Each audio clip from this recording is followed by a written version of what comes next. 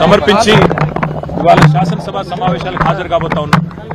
వాస్తవం ఏంటి అంటే ఈరోజు ఈ రాష్ట్రంలో పరిస్థితి 100 రోజుల్లో 6 గ్యారంటీలు అమలు చేస్తామని, అందులో ముఖ్యంగా రాహుల్ గాంధీ గారు మేము రాష్ట్ర ప్రభుత్వంలోకి వచ్చిన మరుక్షణమే మొదటి కేబినెట్లోనే మరి 6 గ్యారంటీలకు చట్టబద్దత కల్పిస్తామని చెప్పి ఇప్పటికీ 2.5 సంవత్సరాలు గడిచినా ఇంతవరకు చట్టబద్దత కల్పించలేని మాట వాస్తవం.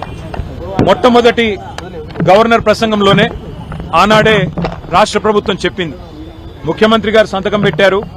ఇంకా అప్పుడు తమిళిసై సౌందరరాజన్ గారు గవర్నర్ గా ఉన్నారు. వారి నోటంబడి చెప్పించారు. రాష్ట్ర ప్రభుత్వం వెంటనే చట్టబద్దత కల్పిస్తుందని చెప్పి వారు ఆనాడు చెప్పినప్పటికీ ఇప్పటికి 2.5 సంవత్సరాలు, ఇది 3వ గవర్నర్ ప్రసంగం, ఇంతవరకు 6 గ్యారంటీలకు చట్టబద్దత లేదు. అట్లాగే విచిత్రమైన విషయం, ఇవాళ పంటలు నాట్లేసేటప్పుడు నిజానికి కేసీఆర్ గారి టైంలో రైతు బంధు పడేది. కానీ ఇవాళ పంటలు కోతలకు వచ్చినా రైతు బంధు దిక్కులేదు. ఇంతవరకు రాష్ట్ర ప్రభుత్వం నుంచి ఒక స్పష్టత, ఒక సమాధానం లేదు.